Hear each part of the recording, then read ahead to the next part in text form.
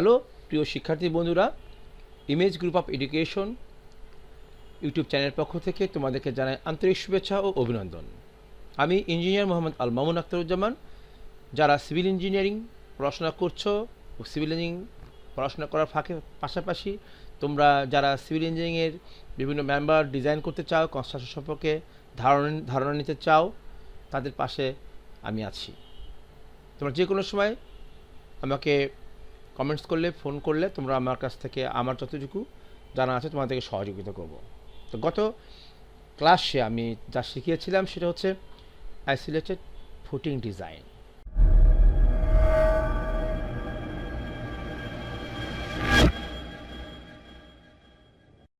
এই ডিজাইনে আমি শেখানোর চেষ্টা করেছিলাম কিভাবে ফুটিংয়ে লোডটা আসে, কিভাবে ফুটিং ডিজাইন এর কনসেপ্টগুলো চেক করতে হয় এবং এই চেক করার সময় কেন আমরা চেক করি এবং তার গ্রাফিক্যালি প্রেজেন্টেশন আমি অ্যানিমেশন করে আমি তোমাদেরকে শিখিয়ে দেওয়ার চেষ্টা করেছিলাম। আমি আশা করি তোমরা প্রত্যেককেই এটা উপকৃত হবা এবং আশা করি এরকম অ্যানিমেশন করে কনসেপ্ট ক্লিয়ার করে কোনো ভিডিও ইউটিউবে নাই, থাকলেও আমার কোনো অসুবিধা নাই, আমার মনে হয়েছে আছে। তো আজকে আমি তোমাদেরকে সেম ওয়েতে কীভাবে কলামের ডিজাইন করতে হয়, কীভাবে কেন কলামের ডিজাইনে কেন ভার্টিক্যাল রড দিতে হয়, কেন টাই দিতে হয় বা রিং দিতে হয়, রিং না দিলে কি হবে, এই জিনিসগুলো আজকে আমি তোমাদেরকে শেখানোর চেষ্টা করব গ্রাফিক্যালি প্রেজেন্টেশনের মাধ্যমে।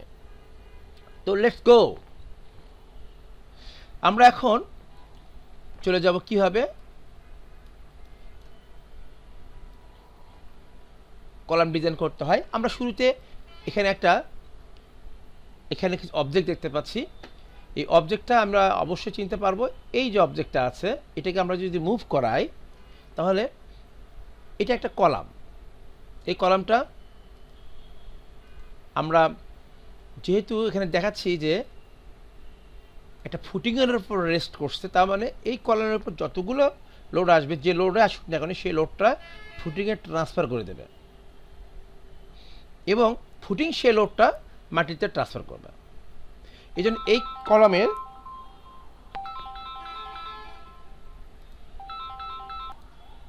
তো আমরা জানি যে কলাম কয়েক ধরনের হতে পারে, শেপ টেপ বিভিন্ন ধরনের। আমার লেকচার আছে এটার উপরে, লেকচারটা তো ভালোভাবে দেখে নিও। এখানে আমরা নর্মাল কলাম মানে শর্ট কলামটা আমরা বুঝাচ্ছি। শর্ট কলামের আর একটা নাম আছে, সেটা প্যাডেস্টাল কলাম। হ্যাঁ, এই কলামটা হচ্ছে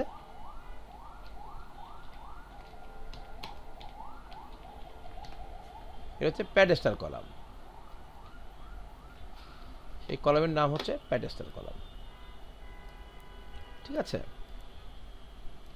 নর্মালি এই কলামটা গ্রেড বিমের নিচের অংশ থেকে ফুটিংয়ের টপ পর্যন্ত এটা যেহেতু 10 ফিট বা 9.5 ফিটের কম হয়, সেই কারণে এটাকে বলা হয় প্যাডেস্টাল, ঠিক আছে।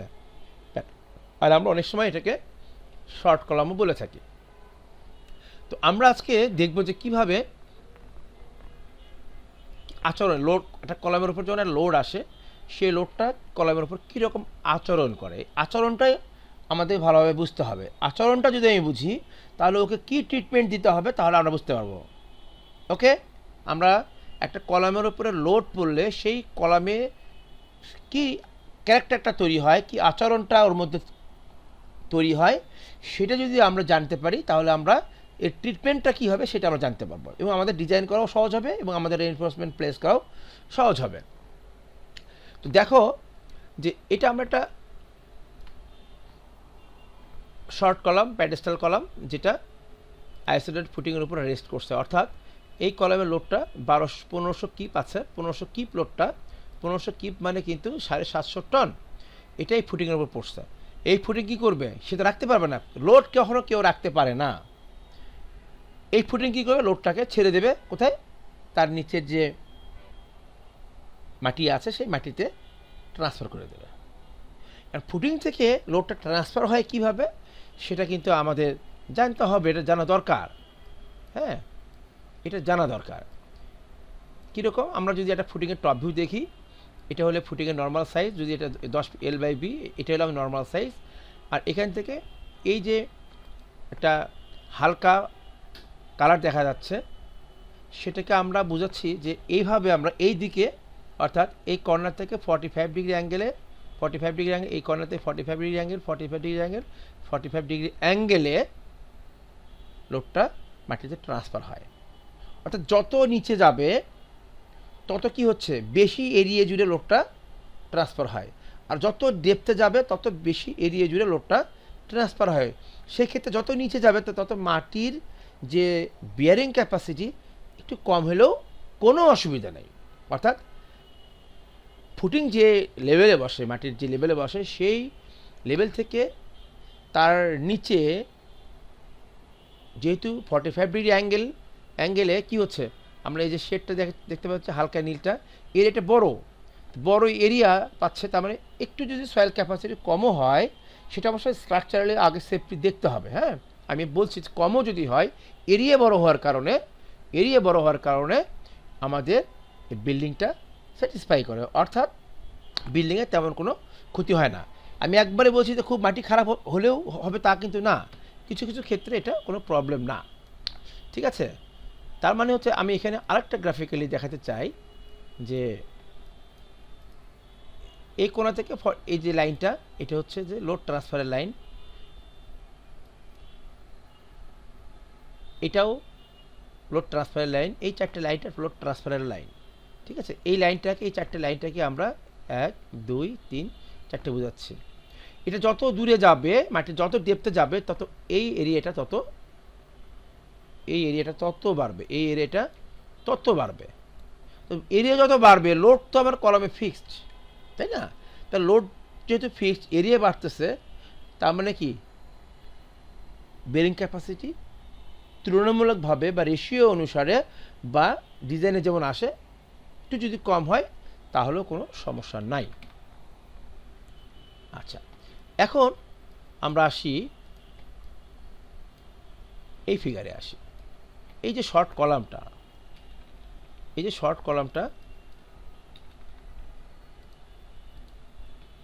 জাস্ট শর্ট কলামটা আমরা নিয়ে আসছি। এটা রেড কালার দিয়েছি আমরা। রেড কালার মানে এখানে এটা বোঝাতে যাচ্ছি যে একটা কলামের উপর যে লোডটা পড়ে, কলামটা কিন্তু রিস্কি, তাই না? কলামটা কিন্তু রিস্কি। রেড সিগন্যাল বোঝাচ্ছি আমি। এই রেড সিগন্যালটা বোঝাচ্ছে মানে ডেঞ্জারাস।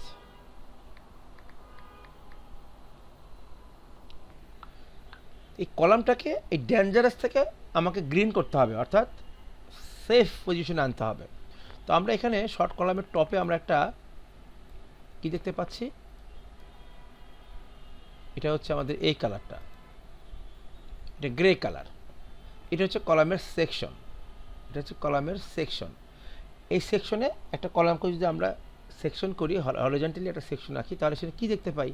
সেখানে আমরা দেখতে পাবো কনক্রিট দেখতে পাবো, সাথে ভার্টিক্যালি যে মেইন রেইনফোর্সমেন্ট থাকে, সেই রেইনফোর্সমেন্টটা কিন্তু আমরা কি পাবো? সেই রেইনফোর্সমেন্টকে আবার যদি আমরা ক্রস সেকশন করি, একটা রডকে যদি আমরা ক্রস সেকশন করি, তাহলে কিন্তু গোলাকার একটা কিছু দেখতে পাবো। এটা হচ্ছে সেই গোলাকারটা। তার মানে এখানে 6টা গোলাকার আছে, 1 2 3 4 5 6টা গোলাকার। তার মানে এখানে ভার্টিক্যাল যে রডটা 6টা রড আছে। 16 মিলি রড না 20 মিলি রড না 25 মিলি রড, এটা আমি বলতে চাচ্ছি না। এটা ডিজাইন অনুসারে এটা 16 মিলি হতে পারে, 20 মিলি হতে পারে, 25 মিলি হতে পারে, কিন্তু আমি কনসেপ্ট দিতে চাচ্ছি। এরকম ভার্টিক্যাল রড থাকে। তারপর আমরা কি দেখতে পাবো? আমরা দেখতে পাবো এই কলামগুলোকে, এই যে ভার্টিক্যালি যে রডটা আছে, সেই রডটাকে কেউ ঘিরে ধরছে, কেউ আবার ঘিরে ধরছে, এটাকে বলা হচ্ছে টাই দিয়েছে, তাই না? এই যে আমরা এখানে খয়েরি কালারের যে একটা বাউন্ডারি দেখতে পাচ্ছি, এই হলুদ কালারের যে মেইন রড, তাকে ঘিরে এটা কিভাবে বাস্তবে থাকে, এটা কিন্তু আলটিমেটলি কিন্তু লাগা থাকবে এটার সাথে।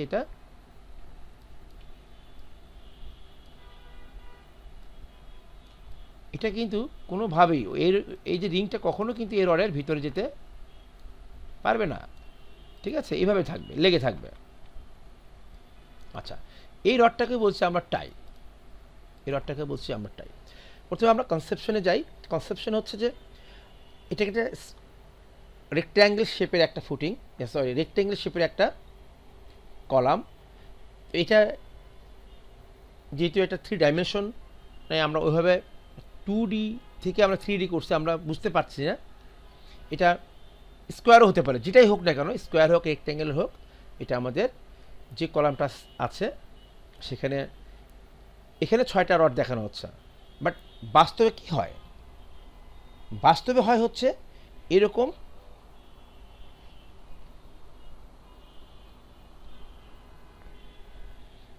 কলামে কমপক্ষে 4টা রড দিতে হবে, কমপক্ষে 4টা রড দিতে হবে, যেটা 4টা কর্নারে, 4টা কর্নারে। অর্থাৎ মিনিমাম যদি রড দিতে হয় তাহলে এই 2টা রড না দিলেও চলবে, 4 কর্নারে 4টা রড দিতে হবে মিনিমাম যদি রড লাগে,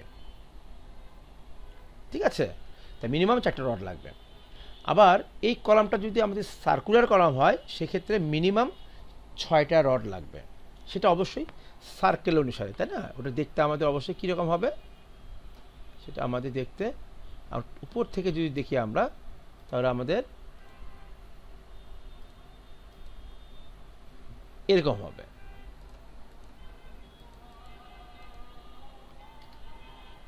এরকম হবে, এই ভিতর দিয়ে 6টা রড থাকবে, ঠিক আছে? এটা মুখস্থ থাকতে হবে যে সার্কুলার কলামে মিনিমাম 6টা রড, স্কোয়ার বা রেক্ট্যাঙ্গেল শেপের যদি কলাম হয় তাহলে হবে মিনিমাম 4টা রড। এখন এটা মিনিমাম যে রডটা, রডের আবার ডায়া আছে, রডের ডায়া নর্মালি আমরা বলি যে এটা 16 মিলি রড হয়, 16 মিলি রড মিনিমাম দিতেই হয়। এটা বিশেষ বিশেষ ক্ষেত্রে যদি আমরা 12 মিলি রড দিই তাও দেওয়া যাবে, বিশেষ বিশেষ ক্ষেত্রে। এটা হচ্ছে লোড, কলামের সাইজ, এটার উপর ডিপেন্ড করে আমরা, এবং ব্যবহার, এই কলামটা ব্যবহারটা কোথায় হবে সেটার উপর ডিপেন্ড করে 12 মিলি রডও আমরা দিতে পারি, কোনো ধরনের অসুবিধা নেই। তবে নর্মালি বিল্ডিংয়ের স্ট্রাকচারে আমরা কলাম যেহেতু main structure, load bearing main member, সেটা আমরা এখানে আমরা জানি যে 4টা মিনিমাম 16 মিলি রড দিতে হয়। ওকে, আর হলো এতে দিতে হবে হলো রাউন্ড যদি হয় তাহলে 6টা দিতে হবে, রাউন্ড যদি হয় তাহলে 6টা।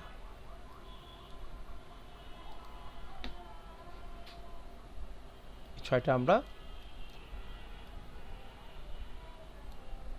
1 2 3 4 5, এই 6টা আমাদের রড দিতেই হবে।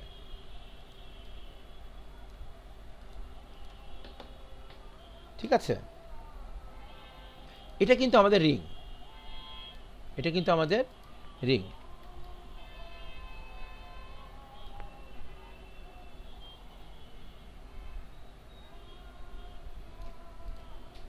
Circular column.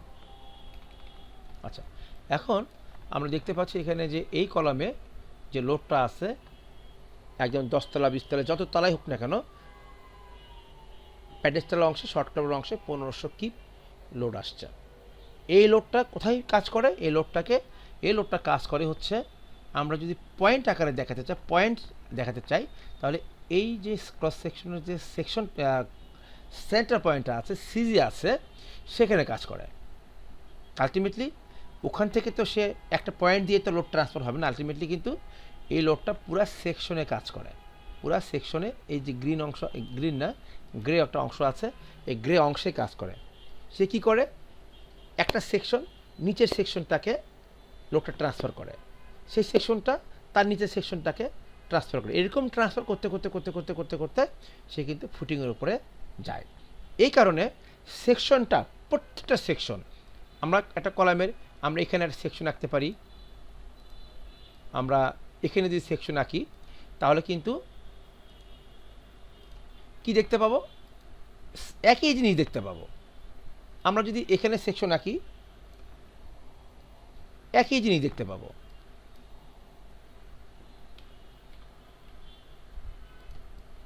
আমরা এই যে গ্রিনটাকে আমি বোঝাচ্ছি যে আমি যদি এই বরাবর যদি রডটায় কলামটায় কাটি তাহলে কি দেখতে পাবো?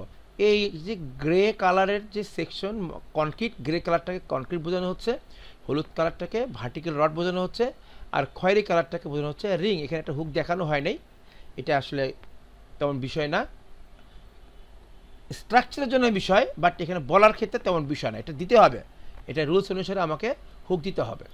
তো আমরা যদি এই সেকশন এখানে কাটি বা এখানে কাটি, এখানে কাটি, এখানে কাটি, এখানে কাটি, যেখানে কাটি না কেন সেকশন সেম হবে লোড অনুসারে, ঠিক আছে, একই রকম, এবং দেখতে আমাদের এরকমই হবে, ঠিক আছে, দেখতে আমাদের এরকমই হবে।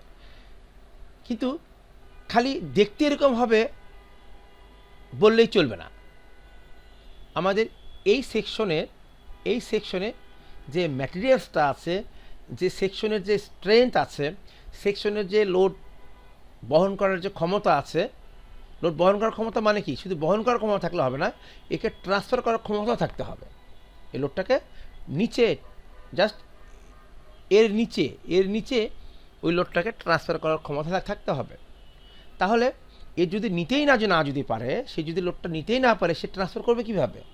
এই জন্য আমাদের কনস্ট্রাকশন করার সময় আমাদের কী করতে হবে, আমাদের ম্যাটেরিয়াল সেম দিতে হবে। ম্যাটেরিয়াল শুধু স্টোন দিলাম, ব্রিক্স দিলাম তা না, ম্যাটেরিয়াল স্ট্রেংথও সেম হতে হবে। এটা খুব ইম্পর্টেন্ট। দেখা গেল যে আমি এখানে দুই ধরনের ম্যাটেরিয়াল ইউজ যদি করি, যে স্টোন 50% অংশ স্টোন ইউজ করলাম, আর নিচের 50% অংশ আমি ব্রিক্স চিপস ইউজ করলাম, তাহলে এটা হবে না। তার উপরে স্টোন ইউজ করছি, তার ওকে যদি আমি বেশি স্ট্রেংথ নিতে পারে সেই হিসাব করে যদি আমি এই কলামটাকে ডিজাইন করে থাকি, তাহলে সে স্টোনটুকু পোর্শন লোডটা সে নিতে পারবে।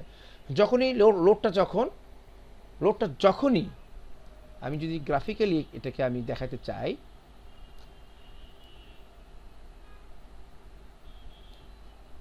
আমি একটু গ্রাফিক্যালি দেখাই,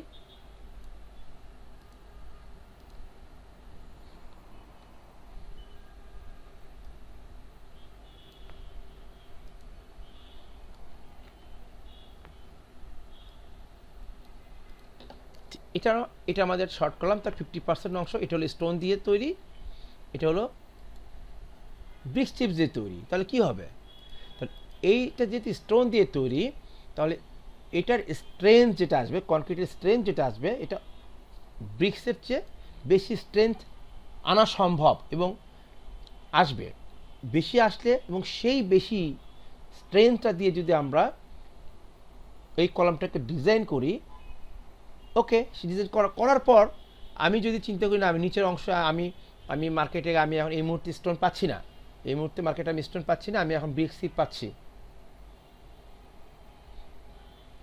বা যে স্টোন পাচ্ছি সেই স্টোনটা আগের মতো স্টোন না, এইখানে এই অংশে যে লোডটা আসে, এই লোডটাকে যদি আমরা ধরি 5000 PSI স্ট্রেংথ হিসেবে যদি আমরা ডিজাইন করে থাকি, বা 4000 PSI স্ট্রেংথ হিসেবে ডিজাইন করে থাকি, এবং নিচের অংশের ম্যাটেরিয়াল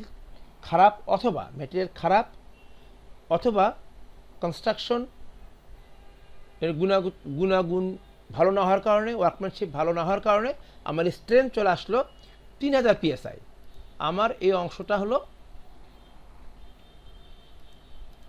এই অংশটা যদি 4000 PSI হয়, আমার এই অংশ 4000 PSI যদি হয়, এবং পরবর্তীতে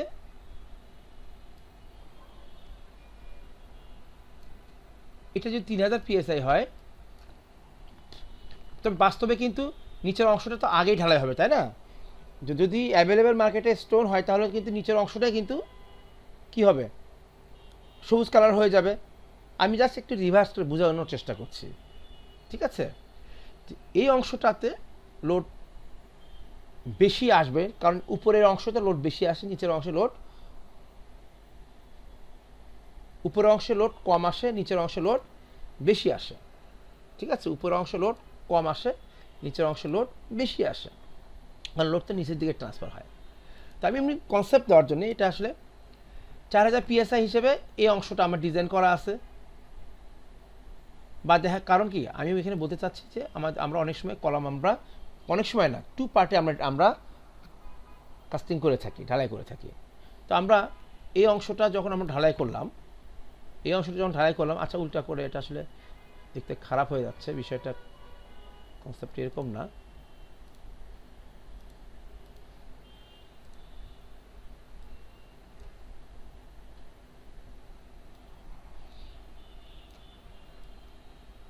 যে প্রথম ধাপের প্রথম 50% আমরা ঢালাই দিলাম স্টোন চিপস দিয়ে, এবং 4000 PSI স্ট্রেন ধরে আমরা ডিজাইন করা আছে এবং সেই অনুসারে আমরা ঢালাই করেছি।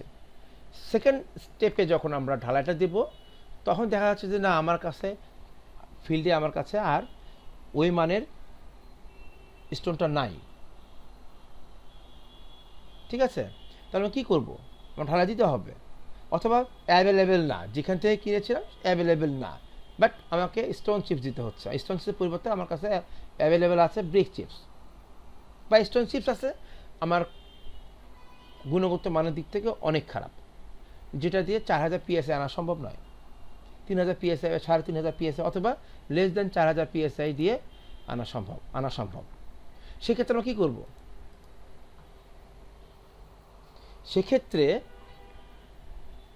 সেক্ষেত্রে আমাদের এইটার সেকশন, এখানকার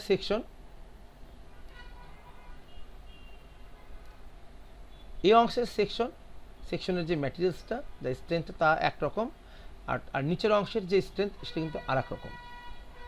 এখন বিষয়টা হচ্ছে, যদি এটা 3000 PSI হিসেবে এই কলামটাকে আমরা ডিজাইন করে না থাকি, 4000 PSI হিসেবেই ডিজাইন করা থাকে, আর আমি যে ম্যাটেরিয়ালস ইউজ করলাম সেটা কনক্রিটের কারণেই হোক না কেন, অর্থাৎ ব্রিক চিপস ইউজ করলাম অথবা স্টোন চিপস ইউজ করলাম, ভালো মানের স্টোন চিপস না পাওয়ার কারণে, কিন্তু সেটার স্ট্রেংথ আসছে কত? 3000। তাহলে যে লোডটা আমাদের আছে এখানে কিন্তু এই অংশটা কিন্তু নিতে পারবে না। এই অংশ পর্যন্ত কিন্তু 3000 PSI যেহেতু স্ট্রেংথ, সেটি এই অংশটা নিতে পারবে না। যদি না নেয়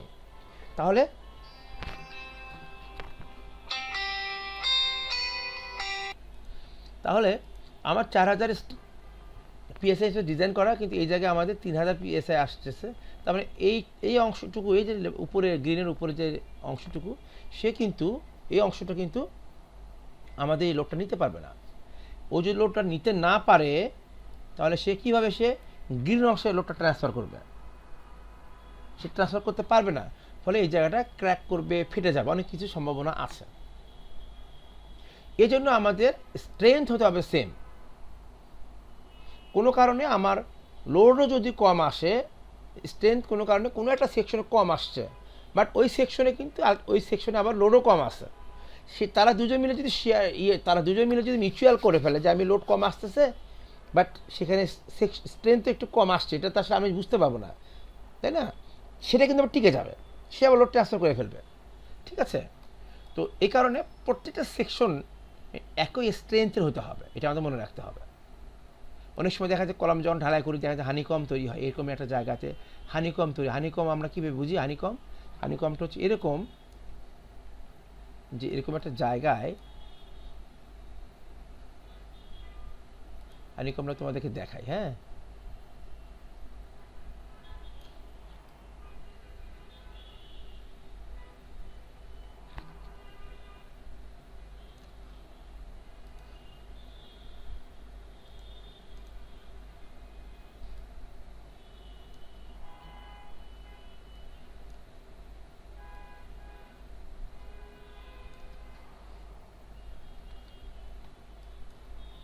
হানি মানে কি? মধু না? হানিকম ঢালাই যদি খারাপ হওয়ার কারণটা হচ্ছে যে রেইনফোর্সমেন্টের পর্যন্ত দেখা যেতে পারে। এমন অবস্থা হয় যে কনক্রিটের যখন আমরা ঢালাই করি, তখন কি হয়, তখন যে লিকুইডটা যে বের হয়ে যায়, তাহলে এই ঘটনাটা ঘটে। ঠিক আছে, এটাকে আমরা একটা এইরকম একটা অংশ এখানে দেখা যেতে পারে। ঠিক আছে, এরকম একটা অংশ দেখা যাবে যদি এখান থেকে লিকুইডটা চলে যায় প্রপার ভাইব্রেশন না হয়, ভাইব্রেটর যদি না মারা হয়, হানিকম দেখা যাবে। হানিকম যদি হয় এই জায়গায় যেখানে আমার কনক্রিট থাকার কথা সেই জায়গায় যদি এরকম ফাঁকা ফাঁকা ফাঁকা ফাঁকা হয়ে যায়, তার মানে কি ফাঁকা অংশ কি লোড ট্রান্সফার করতে পারবে? পারবে না। অর্থাৎ এই জায়গায় যদি সেকশনটা কী হবে, সেকশনটা এতটা স্মুথ দেখা যাবে না, এরকম স্মুথ সেকশনটা দেখা যাবে না। তখন লোডটা ঠিক এর উপরে যে লোডটা আসছে সেই লোডটা কিন্তু এই হানিকমের কারণে লোডটা কিন্তু ট্রান্সফার করতে পারবে না। ঠিক আছে, এরপর আসি যে কেন আমরা এই রিংটা দেব বা কেন আমরা এই যে মেইন রডটা দেব। ঠিক আছে, এটা আমরা জেনে নেব। একটা কলামের মধ্যে বা উপরে যে লোডটা আসে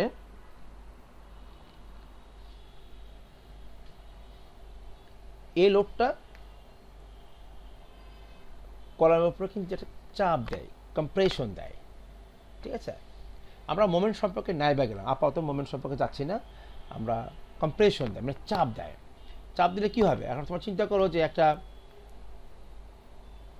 অবজেক্টের কথা চিন্তা করো, যে আটার বস্তা, একটা আটার বস্তা বা তুলার একটা বস্তা চিন্তা করো, তুমি যদি উপর থেকে হাত দিয়ে যদি প্রেশার দাও, কম্প্রেশন দাও, চাপ দাও, তাহলে কি হবে? সে হাইটটা কমে যাবে না ডিবে যাবে? হাইটটা কমে যাবে। তাহলে কেন কমে যাচ্ছে? কারণ আটার বস্তা আর হলো যে একটা কী বলবো, আটার বস্তার সাথে যদি আমরা ওই অন্য কিছু তুলার বস্তার কথা চিন্তা করি, কারণ তুলা এবং আটা এদের মধ্যে এদের নিজেদের যে আন্তঃআণবিক স্থানটা আছে, নিজেদের কণাগুলোর মধ্যে যে বন্ডিং আছে সেটা অনেক উইক। হাতে প্রেশার দিলে সেটা তাদের বন্ডগুলো ছেড়ে দেয়। ছেড়ে দিয়ে কী করে? সে তখন নিচের দিকে ফাঁকা জায়গা পায়, ফাঁকা জায়গার মধ্যে সে ঢুকে যায়, দেবে যায়, হাইটটা তখন কমে যাবে। হাইট কমার পাশাপাশি কি হয়, অনেক ক্ষেত্রে যখন হাইট কমে যাওয়ার পাশাপাশি আবার দেখা যায় পাশে আবার বাড়তেও পারে।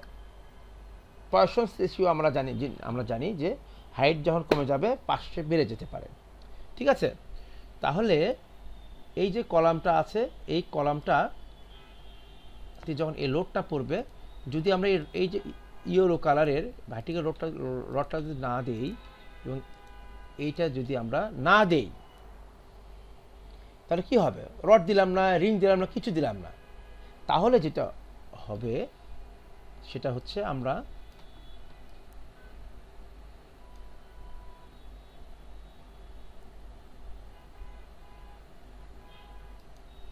এখানে একটা শেপ দেখতে পাচ্ছি, যে কনক্রিট তো এক ধরনের ব্রিটেল কিন্তু, তাই না? ও কিন্তু ফেটে যাবে, ক্র্যাক করবে, ফেটে যাবে, চূর্ণ বিচ্ছিন্ন হয়ে যাবে। তো লোড পড়লে চূর্ণ বিচ্ছিন্ন হয়ে যাওয়ার সম্ভাবনা আছে। এই কনক্রিটটা যাতে চূর্ণ বিচ্ছিন্ন হয়ে একবার ফেটে আলাদা না হয়ে যায়, সেই কারণে কি করব আমরা? এখানে খাড়া করে রড দেবো আমরা, খাড়াভাবে রড দেবো আমরা, এরকম করে খাড়াভাবে রড দেবো আমরা, তাহলে কি হবে? কনক্রিটটা ফেটে চূর্ণ বিচ্ছিন্ন হওয়ার চেষ্টা করবে, কিন্তু এই রডটা চূর্ণ বিচ্ছিন্ন হতে দেবে না। আচ্ছা, সাথে অনেক কলাম মানেই সেখানে একটা মোমেন্ট আসবে, টেনশন আসবে। সেই টেনশনটা এই রডটা, খাড়া যে রডটা আছে, এই যে খাড়া রডটা আছে, এইটা খাড়া রডটা আছে, সে কিন্তু প্রচুর পরিমাণে টেনশন নিতে পারবে। ঠিক আছে, কারণ একটা বিল্ডিংয়ে যে পরিমাণ লোড, প্রচুর লোড, এই লোডটা কিন্তু আলটিমেটলি কলামের মধ্যে ভাগ হয়ে যায়। একটা কলামে 1200 কিপ লোড আসছে বা 1500 কিপ, এখানে সম্ভবত 1500 দেখাচ্ছি, 1500 কিপ লোডে বিশাল মানে 750 টন লোড আসছে। এখানে যে রড না দেই তাহলে এই কনক্রিটটা চূর্ণ বিচ্ছিন্ন হয়ে যাবে, এটা নিশ্চিত। এই চূর্ণ বিচ্ছিন্ন যাতে না হয়ে যায়, এই কারণে আরও ছোট ছোট বিষয় আছে, সেগুলো আমরা পরে জানবো। আমরা মেইন বড় জিনিসগুলো আমরা জানি, এই কারণে আমরা খাড়া রড দিচ্ছি। ঠিক আছে, চট করে কলামটা আর চূর্ণ বিচ্ছিন্ন হয়ে যাবে না। এরপরে আসি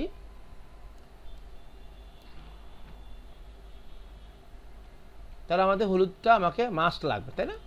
মাস্ট লাগবে। তাহলে আমরা ধরে নেই যে শুধুমাত্র খাড়া রড দিলাম, তাহলে কি হবে? এবার শুধুমাত্র খাড়া রড দেই, তাহলে কংক্রিটটা তো চূর্ণ বিচ্ছিন্ন হয়ে ফেটে যাবে না, কিন্তু কি হবে? মানে তুমি এখন চিন্তা করো যে আটার বস্তাকে তুমি চিন্তা করো, আটার বস্তা এই যে চিন্তা করো, উপর থেকে চাপ দিচ্ছ, আটার বস্তার মধ্যে তোমাদের যে আটার বস্তা যেটা রাখে ব্যাগ, এটা আমরা বস্তা বলি, সেই বস্তাটা কি হয়? সেই বস্তা কিন্তু বিভিন্ন পেট, যেমন পেট চিন্তা করি, পেটের মতো কিন্তু উঁচা বিভিন্নভাবে বিভিন্ন শেপে কিন্তু আউটসাইড দিয়ে বের হয়ে যায়। তখন এই লোডটা কি করবে? যদি এই রিংটা না থাকে, রিং না থাকলে কি হবে? এই রিংটা যদি না থাকে, যখন রিংটা থাকবে না তখন কি হবে? এই যে এত সুন্দর একটা শেপ ছিল কলামের, এত সুন্দর একটা শেপ ছিল স্কোয়ার রেক্ট্যাঙ্গুলার, ঠিক আছে, সেটা আর রাখার মতো সে ক্যাপাসিটি পাবে না। কি হবে? পেটের মতো করে এরকম করে বের হয়ে যাবে, এরকম করে বের হয়ে যাবে, এরকম করে বের হয়ে কেন বের হয়ে যাবে? কারণ এই রডের ওপর চাপটা পড়বে, রডটা এরকম করে বাঁকা হবে, রডটা এরকম করে বাঁকা হওয়ার চেষ্টা করবে। রড যখনই বাঁকা হতে যাবে, রড বাঁকা হয়ে যাওয়া মানে কি? কনক্রিট কি থাকবে তার সাথে? কারণ কনক্রিটের সঙ্গে রডের একটা বন্ডিং আছে। রডটা বেঁকে যাওয়ার চেষ্টা করবে, পেট যেমন বের হয়ে যায় সেরকম রডটা বেঁকে যাবে, ঠিক আছে? তখন কনক্রিটটাও বেঁকে যাবে, কনক্রিটটা এরকম করে বাঁকা হয়ে যাবে, এরকম একটা শেপ হওয়ার চেষ্টা করবে। তাহলে কি আমাদের এই শেপটা কি হতে দেওয়া যাবে? এই শেপটা হতে দেওয়া যাবে না। তাহলে কি করব আমরা? তাহলে আমরা যদি এই কাজটা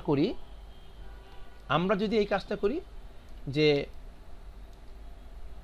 এই যে রিংটা, যে খাড়া যে রডটা আছে, খাড়া রডটাকে আমরা বাঁধবো, দড়ি দিয়ে বাঁধবো। আমি চিন্তা করি দড়ি দিয়ে বাঁধবো। দড়ি দিয়ে বাঁধলে কি হবে? দড়ি দিয়ে বাঁধলে সেই দড়িটা না ছেঁড়া পর্যন্ত রড বাঁকা হতে চেষ্টা করবে। দড়ি যতক্ষণ পর্যন্ত ওকে বাঁকা হওয়ার মতো শক্তি দিতে পারবে ততক্ষণ পর্যন্ত বাঁকা হতে পারবে না। কিন্তু এমন পরিমাণ যদি শক্তি রডের মধ্যে বাঁকা হওয়ার মতো প্রবণতা সৃষ্টি করে যে না, তখন রডটা ছিঁড়ে যাচ্ছে, অর্থাৎ দড়িটা ছিঁড়ে যাচ্ছে, ছিঁড়ে তো যাবেই, ঠিক আছে? তাহলে দড়ি দিয়ে এখানে টানা দেওয়া যাবে না। তো খুব সেরকম রডটাকে টেনে ধরে রাখতে পারে এরকম একটা ম্যাটেরিয়ালস প্রয়োজন। সেই ম্যাটেরিয়ালকে রডকে টানার জন্য রডই লাগবে। রডকে টানার জন্য দড়ি দিয়ে হবে না, অন্য কিছু দিয়ে হবে না, প্লাস্টিক দিয়ে হবে না, রডকে টানার জন্য রডই লাগবে। এই জন্য আবিষ্কার হলো এই রিংয়ের আবিষ্কারটা হলো যে এই রিংটা আমরা ঘন ঘন দিব। কারণ এই রিংটা যদি আমরা ঘন না দিই, এরকম করে যদি চিন্তা করি যে না, আমরা এখানে রিং আছে আর আর এখানে একটা রিং আছে, এখানে একটা রিং আছে, 3 ফিট পরে রিং আছে, তাহলে কি হবে? এই জায়গাতে বাঁকা হওয়ার চেষ্টা করবে। এখান থেকে এইরকম একটা জায়গায় এটা এরকম করে বাঁকা হওয়ার চেষ্টা করবে। তাহলে এই রকম করে বাঁকা যাতে না হয়, তাহলে আমরা যদি ঘন ঘন করে যদি আমরা, অর্থাৎ এই যে রিংটা বা টাইটাকে আমাদের বাড়াতে হবে। যত আমরা এই টাই বাড়াবো তত কিন্তু এই বাঁকা হওয়ার সম্ভাবনাটা কমে যাবে। এটা কিন্তু এই জন্য এটা আমরা কখনো 4 ইঞ্চি পরপর দিই, কখনো 6 ইঞ্চি পরপর দিই, কখনো 8 ইঞ্চি পরপর দিই। এটা ডিজাইন রুলস আছে, সেই রুলস অনুসারে আমরা দেব। কিন্তু প্রয়োজনের তুলনায় যদি যথেষ্ট হয় তাহলে তো এই রডটা কিন্তু এই ধরনের করে বাঁকা হবে না, বাঁকা হবে না, ঠিক আছে? এরকম করে বাঁকা হবে না। কিন্তু প্রয়োজনের তুলনায় যদি এই যে এই একটা রিং আর এই একটা রিং, এই দুটো রিংয়ের যে মধ্যবর্তী দূরত্ব, সেন্টার টু সেন্টার দূরত্ব, এটাকে বলা হয় স্পেসিং। এই স্পেসিং যদি যথেষ্ট না হয়, যে এমন স্পেসিং দিলাম, দূরত্ব যা লাগবে, যে বলা হচ্ছে যে 6 ইঞ্চি পরপর মাস্ক লাগবে, সেটা 8 ইঞ্চি পরপর দিলাম বা 10 ইঞ্চি পরপর দিলাম, তাহলে কি হবে? ধরে নিচ্ছি এই জায়গাটা আমি দিচ্ছি না, এই জায়গায় আমি দিলাম না, তাহলে কি হবে? সবই ঠিক আছে, উপরেরটুকু হয়তো বা বাঁকবে না, কিন্তু এখানে এসে এই অংশটুকু বাঁকার চেষ্টা করবে, চেষ্টা করবে। সেই কারণে এই রিং কত ডায়ামিটারের রিং, কত দূর পর পর এটা দিতে হবে সেটার জন্য ফর্মুলা আছে, অনেক থিওরি আছে। ওকে, এরপর আসি হুকের কথা। এখানে হুক দেখানো নাই, হুক কিন্তু অবশ্যই দিতে হবে, এখানে অবশ্যই হুক দিতে হবে। আমরা এখানে একটা হুক দিয়ে দেব।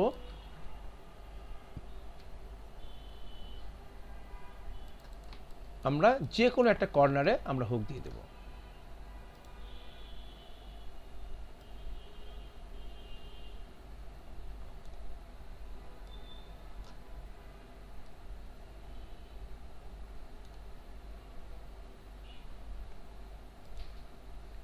যে কোনো আমরা এইভাবে হুক দিয়ে দেব।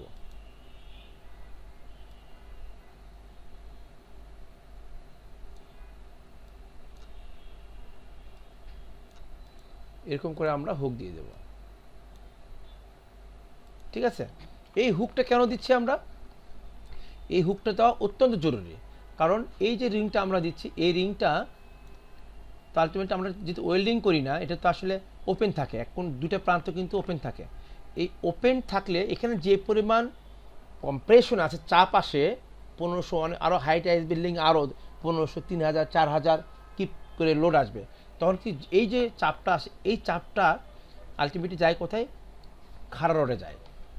এই যে খাড়া রডে যায়, এই খাড়া রডটা কী করবে? এই খাড়া রডটা কিন্তু রিংকে ট্রান্সফার করে দেবে তার লোডটা। যে বাঁকা হওয়ার যে প্রবণতাটা, সে কিন্তু বাঁকা হতে চাবে, কিন্তু এটা ট্রান্সফার করে দেবে কাকে? রিংটাকে দেবে। এবং রিং যদি সে ট্রান্সফার করা লোডটা বা প্রবণতা সেটাকে সে যদি নিতে না পারে, তখন কী করবে?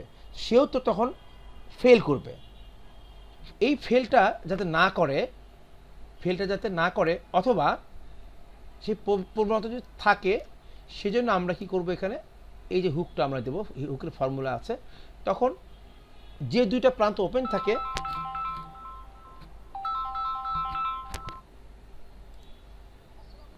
আচ্ছা, তাহলে যদি কোনো কারণে এই রিংটা সেই কলাম বেঁকে হওয়ার যে প্রবণতাকে রক্ষা করতে পারতেছে না, তখন কিন্তু ওপেন দুটা প্রান্ত থাকবে, সেটা কিন্তু ছেড়ে দেবে। সেটা ছেড়ে দিলে কি হবে? তাহলে রিংটাও কিন্তু বাঁকা হয়ে যাবে। এই রিংটা যাতে বাঁকা হয়ে না যায়, এই জন্য এরকম একটা হুক দিতে হবে। এই হুকটা একে অপরের সঙ্গে যে বন্ডিংয়ে থাকবে, দেখা যায় যে এটা অনেক প্রোটেক্ট করে। ঠিক আছে, অনেক প্রোটেক্ট করে। তো শিক্ষার্থী বন্ধুরা, আমরা দেখতে পাচ্ছি ভার্টিক্যাল রড তো লাগবেই, সাথে রিং লাগবে, হুক লাগবে। এবং কিভাবে থাকবে আমরা এটা বুঝিয়েছি। আমাদের এটা হচ্ছে কঙ্কাল, এটা হচ্ছে আমাদের কঙ্কালটা বোঝাচ্ছি। কিন্তু আমরা কিভাবে এই কাজটা করব?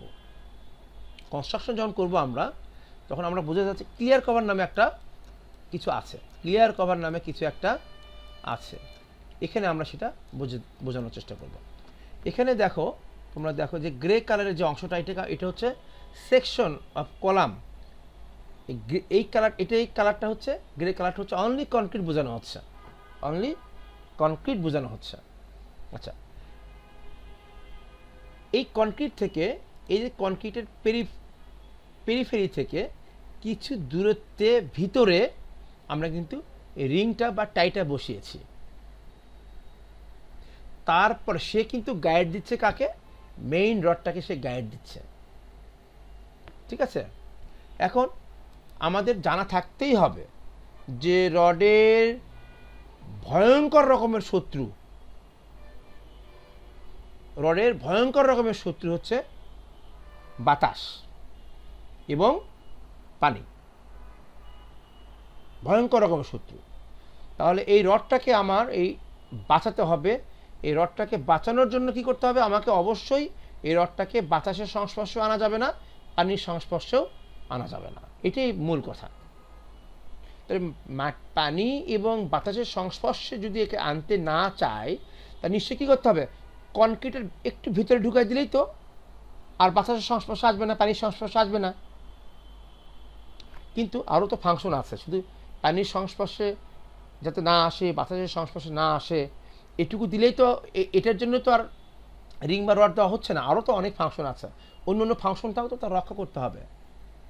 সেই কারণে বেশি ভিতরে দেওয়া যাবে না, কনক্রিটের আউটসাইড থেকে পেরিমিটার থেকে বেশি ভিতরে দেওয়া যাবে না।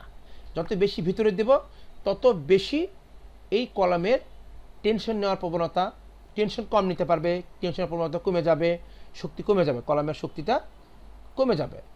তো বলা হচ্ছে যে এইটা হবে হচ্ছে যদি সুপার স্ট্রাকচারে যদি হয়, এই কলামটা যদি কন্টিনিউয়াসলি পানির সংস্পর্শে না আসে, কন্টিনিউয়াসলি সয়েলের কন্ট্যাক্টে না আসে, তাহলে আমরা 1.5 ইঞ্চি ভিতরে কলাম থেকে আমরা, কলামের আউটসাইড থেকে আমরা 1.5 ইঞ্চি ভিতরে আমরা রেইনফোর্সমেন্টটা আমরা দেব, একদম ক্লিয়ার থাকবে। মানে এই 1.5 ইঞ্চির মধ্যে রডের কোনো কিছু থাকবে না, এই 1.5 ইঞ্চির মধ্যে রডের কোনো কিছুই থাকবে না। যেটা আমি বোঝাতে চাচ্ছি এরকম যে এখান থেকে শুরু করে এই পর্যন্ত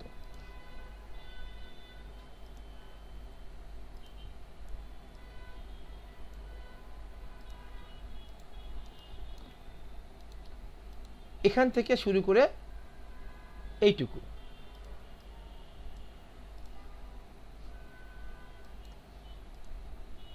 ওকে, এইটুকু মানে বোঝাচ্ছে কিন্তু আউট থেকে জাস্ট রিংয়ের স্টার্টিং এই অংশটুকু, এর মধ্যে কোনো কিছু কনক্রিট ছাড়া কিছু থাকবে না। এই অংশের নাম হচ্ছে ক্লিয়ার কভার, এই অংশের নাম ক্লিয়ার কভার। এইটার মান 1.5 ইঞ্চি, বেশি দেওয়ার দরকার নাই, মিনিমাম 1.5 ইঞ্চি বলতেছে, তো আমরা মিনিমামটুকুই দেবো, বেশি দিলে অন্য অন্য ক্যারেক্টারের সমস্যা হবে, ঠিক আছে, অন্য অন্য ক্যারেক্টারের সমস্যা হবে। এটার ভ্যালু হচ্ছে 1.5 ইঞ্চি, 1.5 ইঞ্চি।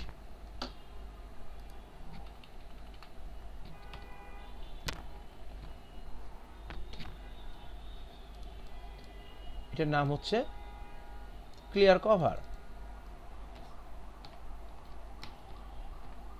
ক্লিয়ার কভার কিন্তু খুবই গুরুত্বপূর্ণ, ক্লিয়ার কভার খুবই গুরুত্বপূর্ণ, কনক্রিট স্ট্রাকচারের জন্য খুবই গুরুত্বপূর্ণ। আমরা যারা এটার গুরুত্ব বুঝি না তারা কিন্তু 1.5 ইঞ্চি ক্লিয়ার কভার এর জায়গায় 2 ইঞ্চি দিচ্ছি অথবা 1 ইঞ্চি দিচ্ছি, এটা কিন্তু খুবই মারাত্মক, ঠিক আছে, এটা খুবই মারাত্মক। এই জন্য আমাদেরকে কনস্ট্রাকশনের সময় আমরা যারা বিল্ডিং তৈরি করি, মালিককে কিন্তু সবার আগে সজাগ থাকতে হবে, মালিককে কিন্তু সবার সজাগ থাকতে হবে যে বিল্ডিংয়ে আমার কাজ যাতে ইঞ্জিনিয়ারিংয়ের যে নিয়ম আছে সেই নিয়ম অনুসারে যাতে হয়। এটা হচ্ছে আমাদের 1.5 ইঞ্চি ক্লিয়ার কভার, চতুর্দিকে 1.5 ইঞ্চি ক্লিয়ার কভার, চতুর্দিকে।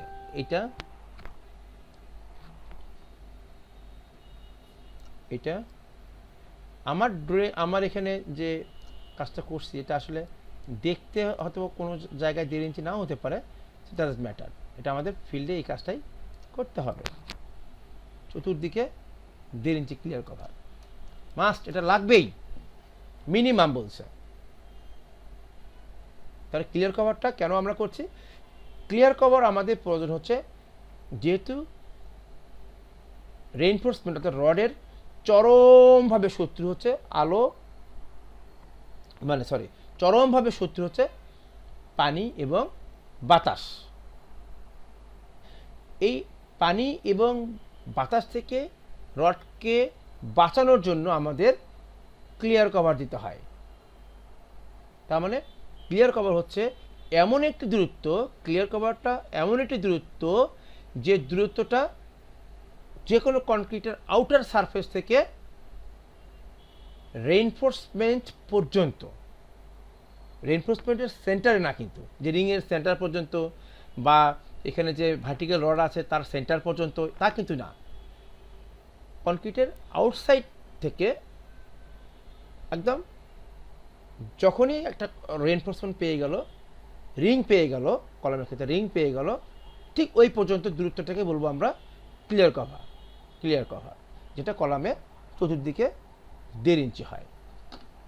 তো প্রিয় শিক্ষার্থী বন্ধুরা, আমরা এটা আরও কন্টিনিউ করব, এটা ফার্স্ট লেকচার হবে, এটা লেকচার 1, কলাম ডিজাইন লেকচার 1, এটা আমরা আরও ডিটেলস পড়ব।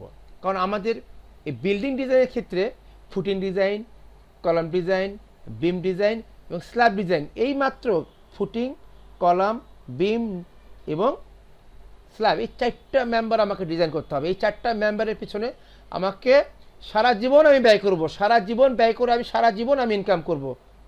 তো এই 4টা মেম্বারের জন্য আমাকে ডিজাইন শেখার জন্য আমাকে ব্যয় করতে হবে, কমপক্ষে তো 4 দিন ব্যয় করা উচিত। 4 দিন 4 বারং 48 ঘন্টা ব্যয় করা উচিত। তো আমি একটার মেম্বারের জন্য 4 ঘন্টা নেব না, 12 ঘন্টা নেব না, আমি 2টা ঘন্টা তো নিতেই পারি।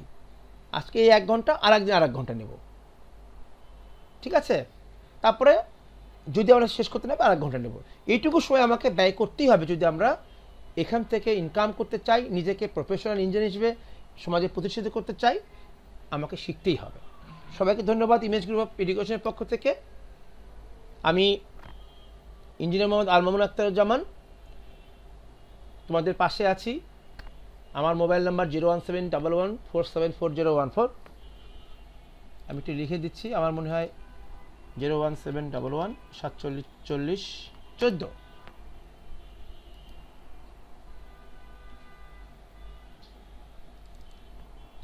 এটা আমার মোবাইল নাম্বার, তোমরা আমাকে অবশ্যই ফোন দেবা যদি কোনো বুঝতে হয়। আমি আরও ডিটেলস পড়াবো, ঠিক আছে? সবাইকে আন্তরিক শুভেচ্ছা ও অভিনন্দন।